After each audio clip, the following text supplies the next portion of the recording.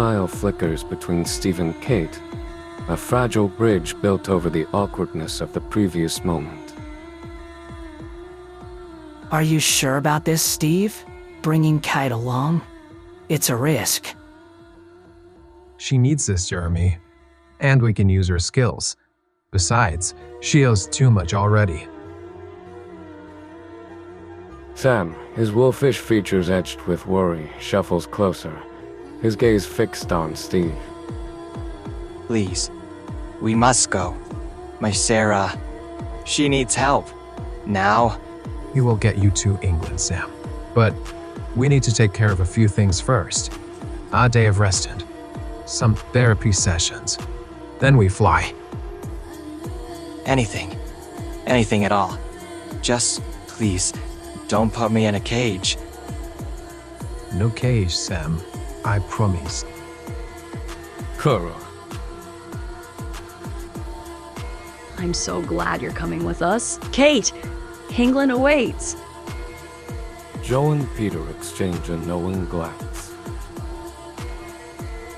We'll head back to base then, Steve. Martha's expecting my lasagna tonight. Can't miss that. Call if you need us. And try not to break any international laws, son. The group begins packing, the air thick with anticipation. They carefully move Sarah, still unconscious, into the spacious van. No signal. Typical. Anyone got snacks? The van rumbles towards the airstrip.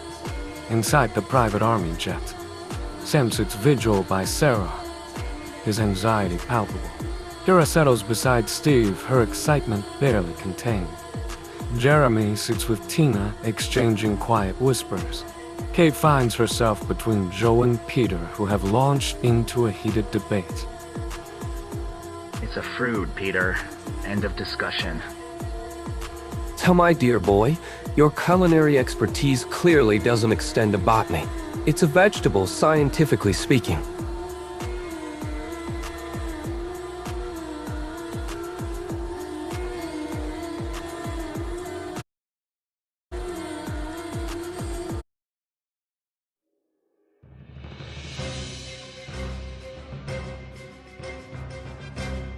The jet soars towards Winnipeg.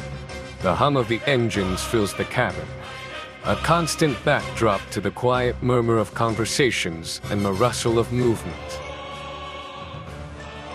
Sarah.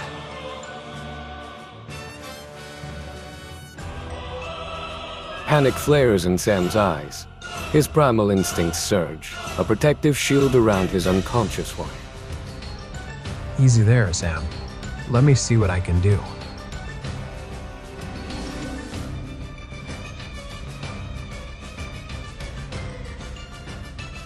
Whoa, easy. I'm a Dr. Well, my dad is. He's right here. We can help. Sam hesitates, his wolfish gaze flickering between Steve and Sarah. The conflict between his protective instincts and his desperation for help rages within him.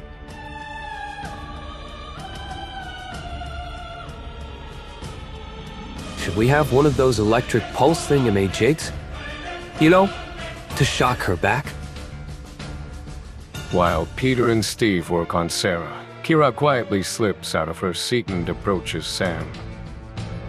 I saw a big steak in the fridge earlier. Raw, just like you like it. Come on. Sam.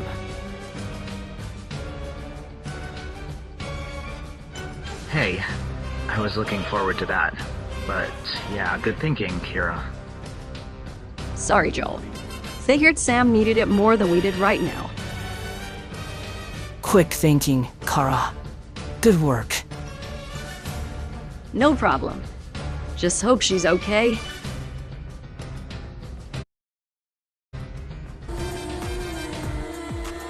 No problem. Just hope she's okay. As Kira sits, her dizziness worsens. The cabin, once a haven, now spins around her.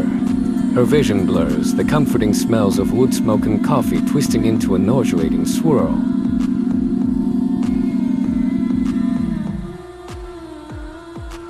She nearly falls, but a strong arm catches her. Whoa there, Marshmallow Girl. You alright? Just dizzy. Everything's spinning. Let's get you over to my little clinic, Kura. Just a quick checkup. Now, hold on a minute, Peter. Remember that time you misdiagnosed my gout as athlete's foot? Almost cost me a toe. That was one time, Joe, and it was a particularly stubborn case of fungus. Besides, this is different. Kira's clearly unwell. Kara, regaining some composure, apologizes weakly. Sorry for feigning. I just don't know what's going on.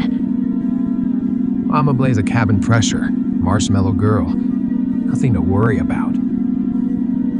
At least it's not anything serious, right? Just sit down for now. When we get back to base, you'll need to go to the infirmary, just in case. Steve helps Kira to her seat, settling her gently. Pyra, her overactive mind races through worst-case scenarios.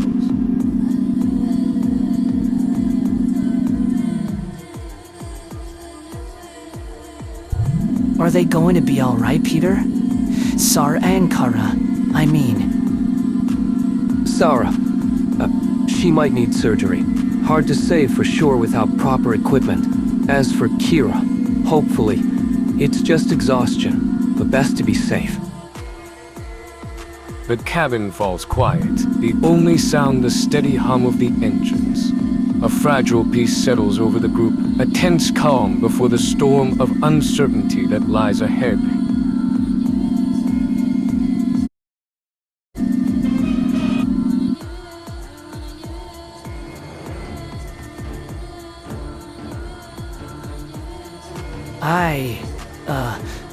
I'm going to grab some water. Anyone else want anything? I'll join you, Jeremy. Peter, coming? Sure? Why not? Need to stretch my legs. The three men step into the small galley. The quiet hum of the aircraft a stark contrast to the tension in their faces. Reminds me of this one time, back in Italy. We were kids, me and Antonio.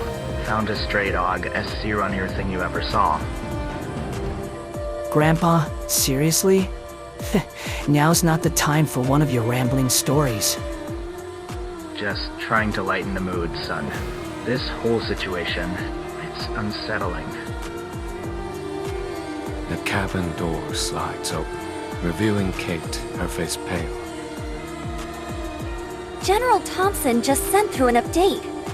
They found Paul and his men, asleep in the arena. That's odd. They think they were drugged. Something in the air vents. They managed to plant evidence linking them to the cult activities, enough to hold them for now, but... Drugged? That's not going to stick. We need concrete evidence. He needs to be caught in the act threatening Kira. That's the only way this will end.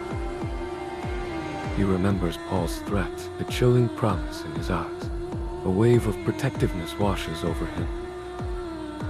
I won't let him touch her. Not again. But Steve, you can't protect her forever. Especially not in England. They don't take kindly to people with Paul's history. I know.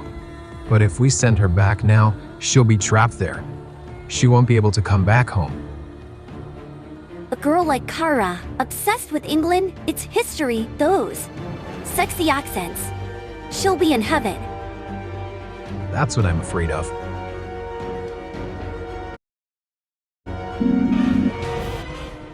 That's what I'm afraid of.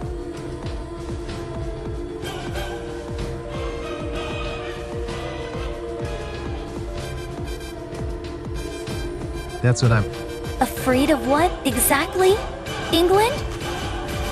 The rain?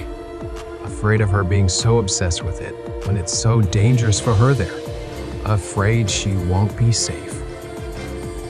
You're afraid she'll never want to come home.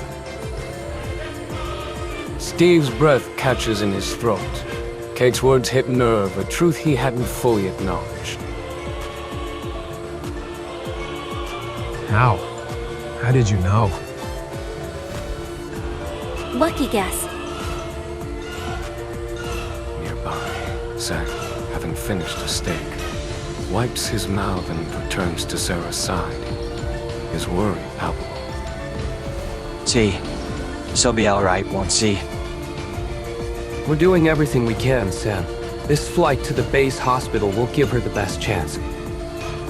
The plane touches down on the tarmac, the roar of the engines fading. Medics rush forward, efficiently transferring Sarah onto a stretcher. Steve helps Kira, still weak, out of the plane. Easy there, Marshmallow Girl. How are you feeling? Weird. I've been dizzy before, but never. Lights out dizzy. They reach the base infirmary. Steve settles Kira onto a bed, his concern evident.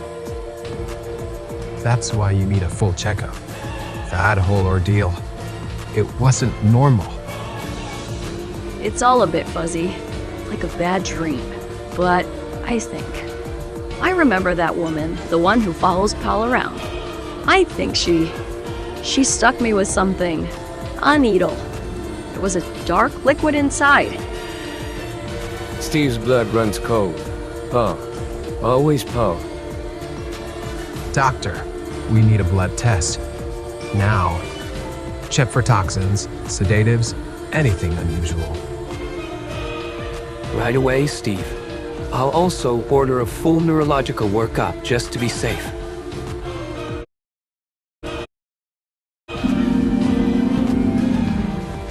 Right away, Steve. I'll also order a full neurological workup just to be safe. Ever the pragmatist takes charge guiding the process. He gestures to a nearby nurse, Debbie, and begins explaining the required tests.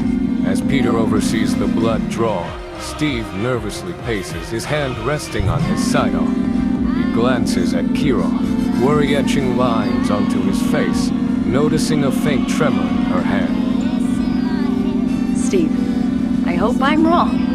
About the needle, I mean, maybe it was just a bad dream. I hope so too, Marshmallow Girl. But we have to be sure, just in case. A crisp rustle of paper breaks the tense silence. Debbie enters, a folder clutched in her hand. Her expression. Dr. Henderson, the preliminary blood work is back. There's something unusual. Anomaly? I've never seen anything like this. What kind of material is this? We ran it through every database we have. The closest match. Well, it's something that hasn't been seen in 500 years. It's linked to witchcraft, specifically a ritual used to bind people together. It creates a connection, a shared essence in their blood. Steve's heart pounds in his chest. He remembers the Italian folk song, the whispers of supernatural beings in the woods. The pieces click into place, forming a chilling picture. Damn you, Paul. He's trying to bind Kira to him. Why? This is beyond anything I've ever encountered. We need to understand this connection and fast. Debbie, see if you can find anything else. Any historical references, anything at all. This binding, does it explain Carter's symptoms? I'm not sure, Doctor. This is uncharted territory, but I'll start digging. There has to be something, somewhere. The infirmary crackles with tension.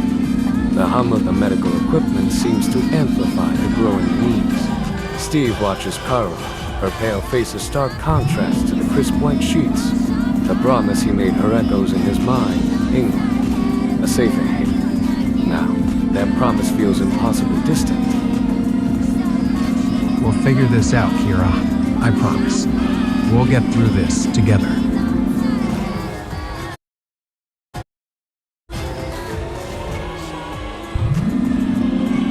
We'll figure this out, Kira.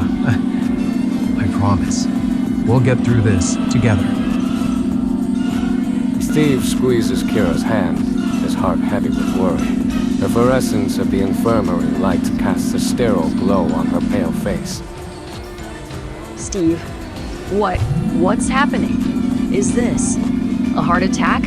Or a panic attack? Just breathe, Kira. Focus on your breathing. In and out. That's it. Here, Pura, chew these. Good for a heart attack, good for a panic attack. Either way, can't hurt. Sorry for making you worry. Don't be silly. I worry because I care. Debbie re-enters the infirmary, a clipboard clutched in her hand. The rhythmic beeping of Kira's heart monitor punctuates the silence. I've been digging through some old texts. It seems the farther Kira is from the person she's linked to, the faster her heart races. It's a proximity thing. Steve's face hardens. The words, the song, the whispers, it all comes flooding back. All Grant. It has to be him? But, Kira, what does he want with her? Is there any way to sever this link, Debbie? Anything in those dusty old books of yours? From what I've gathered, it's a complex ritual. I think we might need to talk to a real witch. Sarah. She's a witch, but she's in surgery right now. Kyra's breathing evens out, her grip on Steve's hand loosening. Her eyelids flutter closed, and she drifts off into an uneasy sleep. Steve watches her, his anxiety growing with each shallow breath she takes. Kira, can you hear me?